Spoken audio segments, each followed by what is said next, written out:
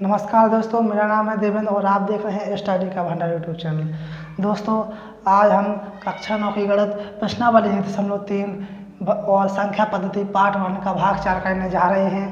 तो यह इसका 1.3 प्रश्नावली का पहला वीडियो हो चुका है। यह दूसरा वीडियो है। इसमें आपको प्रश्न 4 से होगा।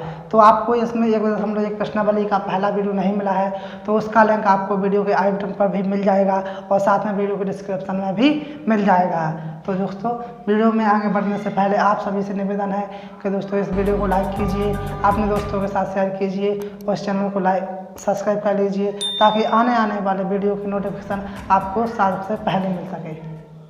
तो दोस्तों, हमारा पहला प्रश्न है 0.9999 को P/Q के रूप में व्यक्त कीजिए। क्या आप अपने उत्तर से आश्चर्यचकित हैं? अपने अध्यापक और कक्षा में सहयोगियों के साथ ही सार्थकता पर चर्चा करें। हमें इसको P/Q के रूप में लिखना है। तो हमने जैसा आपको प्रश्न 3 में बताया था बिल्कुल सेम उसी प्रकार आपको प्रश्न 4 करना है। देखो, हाँ, x का मान क्या रखना है, हमें पहले हल लाना है। हल इसको हमें x के बराबर मान लेना है। माना x बराबर 0.999999 ठीक है। हाँ, तो ये तो मान लिया हमने x के बराबर, इसको कह दो समीकरण नंबर 1। हाँ ठीक है। अब देखो यहाँ पर कितने अंक की पुनरावृत्ति हो रही है? 1 अंक की। देखो 9 हर बार आ रही है, यहाँ पर 1 अंक की पुनरावृत्ति हो रही है और जहाँ भी 1 अंक की पुनरावृत्ति हो वहाँ पर हमें 10 का गुणा करना होता है। ठीक है। सो यहाँ भाषा लिखना है। यहाँ पर 1 अंक की पुनरावृत्ति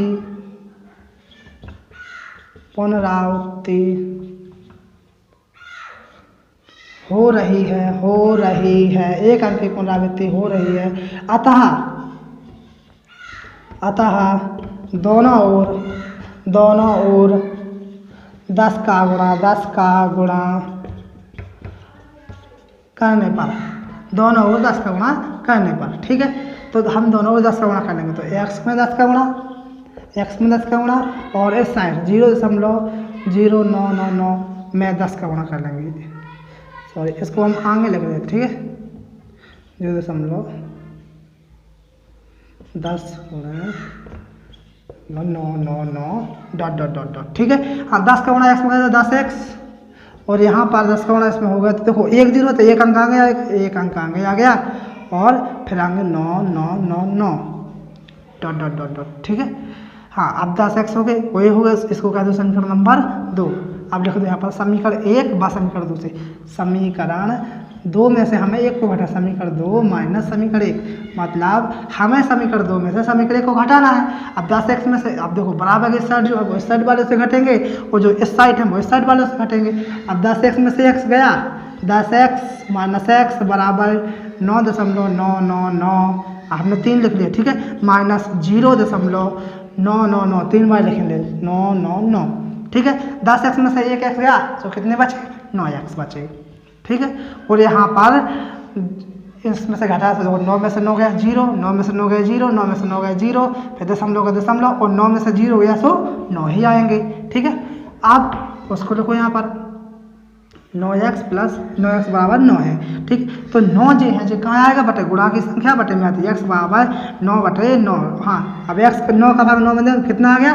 1। मतलब अगर हम 0.9999 को P/Q के रूप में लिखेंगे तो हमारा उत्तर आएगा 1। मतलब अगर हम 1 के बटे में 1 लिख दें मतलब 1 ही आएगा। ठीक है, तो ये हमारा अब इसको P/Q के रूप में लिख दिया है। ठीक है, यही हमारा उत्तर हो चुका है।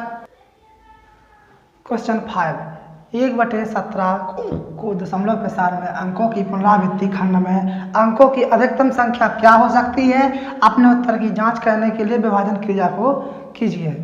विभाजन क्रिया किसे कहते हैं? विभाजन क्रिया भाग को कहा जाता है। किसको कहा जाता है विभाजन क्रिया? भाग को। तो हमें 17 का भाग 1 में देना है। भाग 1/17, 17 का भाग 1 में देने पर उत्तर आता है जो हम प्रोडक्ट उत्तर रखेंगे क्योंकि भाग देने में बहुत समय लगेगा। देखो, तो हमारा उत्तर आएगा 0.588235294117 6 4 7। ठीक है, तो हमारा इतना बड़ा उत्तर आएगा, वो भी पूरा नहीं होगा और भी डॉट डॉट करके और भी आता रहेगा। तो लेकिन इसके बाद यही संख्या फिर से रिपीट होने लगी, फिर इसके बाद यही संख्या फिर से रिपीट होने लगी। तो इतनी बड़ी संख्या कितने अंकों की है ये, सॉरी 1 0 1 2 4 5 6 7 8 9 10 11 12 13 14 15 16, ये 16 अंकों की संख्या बार बार रिपीट होगी। तो हम इस बार क्या लगा लेंगे, 12 का चिन्ह लगा लेंगे। इसके ऊपर हम क्या कर लेंगे, 12 का चिन्ह लगा लेंगे। तो ये संख्या हमारी बार बार रिपीट होगी। और इन्होंने पूछा था दशमलव के साथ, और वो भी कौन सी, विभाजन क्रिया। तो इसी को कहते हैं विभाजन क्रिया, भाग विधि को कहते हैं विभाजन क्रिया। क्वेश्चन नंबर 6, P बटे Q, Q बराबर 0 के रूप में परमेय संख्याओं के अनेक उदाहरण लीजिए। जहां हमें इसके अनेक उदाहरण दे रहा है, जहां P बटे Q पूर्णांक है जिसका 1 के अतिरिक्त अन्य कोई उभयनिष्ठ गुणनखंड नहीं है। हमें जो P बटे Q के रूप में संख्या लेनी है उसका 1 के अलावा अतिरिक्त और कोई उभयनिष्ठ गुणनखंड ना हो गए, और जिसका शांत दशमलव निरूपण प्रसार हो गए। मतलब जी को दशमलव प्रसार हो करने हैं बना, लेकिन वो कैसा होना चाहिए, शांत होना चाहिए, शांत दशमलव प्रसार हो गए। क्या आप यह अनुमान लगा सकते हैं कि Q का कौन सा गुण अवश्य संतुष्ट करता है। मतलब Q का कौन सा गुण है जो संतुष्ट करता है। तो वो हमें पहले संख्या लेना है P बटे Q के रूप में। हम अपने मन से कोई भी संख्या लिख लेते, जैसे हमने लिखा 5 बटे 3, हम 3 को भाग 5 में देंगे, 3 का भाग 5 में देंगे तो हम कैसा होगा, 3 का भाग 5 में देंगे तो 5 3 एकम 3, बचे कितने जीरो, हमको पता है जीरो का होगा कितने 20, और 3 18, फिर 2 बचे, फिर जीरो लगाया, यहाँ पर दशमलव लगा दिया, फिर 3 18, सॉरी यहाँ पर 3 18, फिर 2 बचे, फिर 3 18, फिर 3 18, ऐसे ही ऐसा होता रहेगा, एक कभी नहीं कटेगा। तो हमें ये नहीं लिखना है, जो पूरा कट जाए वो शांत लिखना है। हमें कैसा लिखना है, शांत। हाँ, हम इसके नीचे अगर 2 लिख के देखें तो 2 का भाग देना है 5 में देंगे तो 2 2 दूनी 4 होते हैं, यहाँ पर 1 अंक होता है, जी को 2 पंचे 10, ठीक है, कट चुका पूरा। तो हाँ, ये दशमलव प्रसरण शांत है, जो ये हम लिख सकते हैं 2.5, ये वाली संख्या हम लिख सकते हैं। क्यों लिखी, क्योंकि उन्होंने कहा था P बटे Q के रूप में संख्या जाना, यहाँ पर P बटे Q के रूप में आ चुकी है। इन्होंने कहा था दशमलव प्रसारण करना है, वो भी कैसा होना चाहिए, शांत होना चाहिए। सब वो शांत हो चुका है। और एक चीज़ और कहा था, इन्होंने बताया था कि उसका उभयनिष्ठ गुणनखंड नहीं होगा, 1 के अलावा उनका कोई और अतिरिक्त उभयनिष्ठ गुणनखंड ना होगा। मतलब एक दूसरे से जे कटवे ना, पहाड़े में ना आवे, एक दूसरे के पहाड़े में 5 संख्या हमें लिखना है, ठीक है। तो देखो 2 के पहाड़े में 5 नहीं आती, वो 5 के पहाड़े में 2 नहीं आते, इसलिए हो चुका कि नहीं हो चुका, बस ठीक है। ये हमारा उदाहरण एक सही हो चुका है। इसके लिए अब हमें दूसरा उदाहरण सोचना है ऐसी, तो हम सोचेंगे 8 बटे 5, ये लिखा 5 का भाग 8 में देना, देख लीजिए यहाँ पर देखें 5 एकम 5, यहाँ पर बचे कितने 3, सो अब 0 लगा ली, दशमलव हो गया, 5 छक्का 30, पूरे ये भी कट गया। आप तो काम में भाग जाना नहीं है, तो इसके पीछे हम लिख रहे हैं 1.6। हाँ, तो देखो ये भी हमारा इसके लिए उदाहरण परफेक्ट है। क्यों है परफेक्ट, क्योंकि इन्होंने कहा था इसका अतिरिक्त गुणनखंड 1 से ज़्यादा ना होगा। तो देखो 1 से ज़्यादा बिल्कुल नहीं है, हमने ऐसी संख्या रखी है और P बटे Q के रूप में लिख लिया। और इन्होंने कहा दशमलव प्रसारण जो है वो कैसा होना चाहिए, शांत है, ठीक है। इसकी कंडीशन भी पूरी हो गई। इसके लिए भी और भी हम 1-2 उदाहरण लिख लेते हैं। तो हमने लिख लिया 7 बटे 2। हाँ, अब इसका भी भाग देकर देख लेते हैं, ठीक है। तो 2 का भाग दिया 7 में, तो भाग देने में 2 3 6, यहाँ पर 1 बचा, हमको बता दीजिएगा 2 पंचे 10, ठीक है, दशमलव 2 पंचे 10 हो गया, 3 बटे 5 3.5, ठीक है। तो देखो ये भी सही है, क्योंकि इसका भी तो हमारा पूरा कट गया। जिसका पूरा ना कटे वो उसका हमें इसमें नहीं लिखना है, और जो पूरा कट जाए वो लिखना है। और एक बात और, इन दोनों को एक दूसरे के बारे में ना हो गए, वही हमारे इसके उत्तर हो गए। हमने ये 3 लिखे, आप अपने मन से कुछ और भी लिख सकते हैं। ये कोई निश्चित नहीं है कि आपको कौन लिखना है, जो भी आपको लिखना है आप लिख सकते हैं। देखिए, और इन्होंने कहा था कि क्या आप यह अनुमान लगा सकते हैं कि Q का कौन सा गुण आवश्यक संतुष्ट करता है। तो इसका अभी हमने इसका अंदाजा आपने नहीं लगा इसमें, तो हम इसका अंदाजा अब लगाएंगे, ठीक है। तो हम इसमें भाग देंगे, 10 में भाग देना है, रुको 10 में भाग देंगे हम 4 का, ठीक है। तो इसमें तो उभयनिष्ठ गुणनखंड आ रहा है, उभयनिष्ठ गुणनखंड है, तो हम ये संख्या नहीं लिखेंगे, हम लिखेंगे कोई और अन्य संख्या 7 बटे 4। ये लिखा, इसमें उभयनिष्ठ गुणनखंड बिल्कुल नहीं है, मतलब एक दूसरे के पहाड़ में जो बिल्कुल नहीं है। तो हम भाग देंगे 4 का भाग 7 में दिया, 4 एकम 4, यहाँ पर बचे 3 अंक, तो 0 को 100 दशमलव लग चुका है। और 8 चौको 32, नहीं 8 सत्ते 4 सत्ते 28, यहाँ पर बचे कितने 2 0 और 4 पंचे 20, कट गया पूरा। हाँ तो ये भी कट गया, यहाँ पर 75 आ चुके, 1.75। ठीक है, और भी किसी का लिखना है और भी लिख लीजिए। तो हमें इसमें क्या यह अनुमान लगाना है, अनुमान क्या लगाया हमने कि किसका मान, पी क्यू का मान। क्यू मतलब पी मतलब ऊपर का मान और क्यू मतलब नीचे का मान। तो क्यू में हमने देखो 2 और 2 के पहाड़े में आए कितने 4, 5 और 5 के पहाड़े में जितनी संख्या थी वो भी हम लिख सकते हैं, मतलब हम घात लगा सकते हैं। क्या लगा सकते हैं, घात। हमें क्यू का मान यह, हमने यहाँ पर भाषा लिख दो, हमने यह अनुमान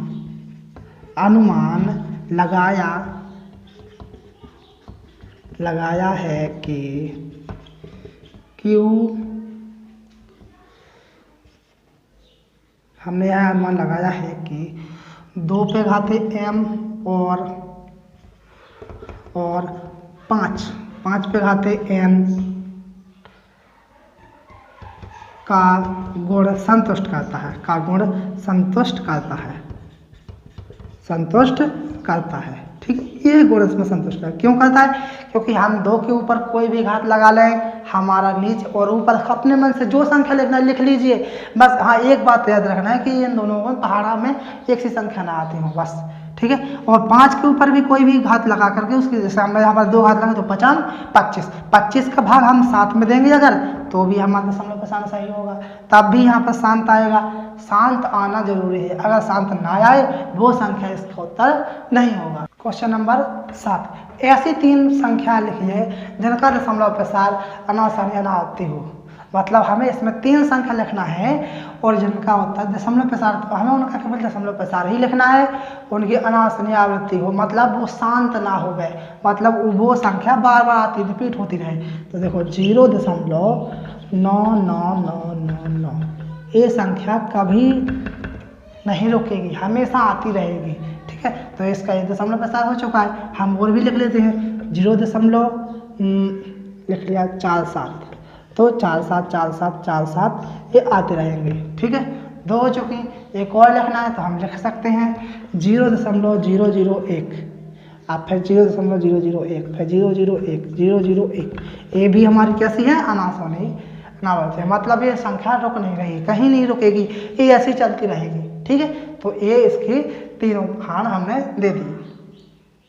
क्वेश्चन नंबर 8, परमेय संख्या 5/7 और 9/11 के बीच की 3 अलग अलग अपरमेय संख्या ज्ञात कीजिए। हमें इनके बीच में 3 परमेय संख्या ज्ञात करना है, अपरमेय संख्या ज्ञात करना है, वो भी अलग अलग। तो देखो हमने इसका इसमें भाग दिया और इसका इसमें भाग दिया, तो हमारे ये संख्या गई, तो हमें इनके बीच की अपरमेय संख्या ज्ञात करना है।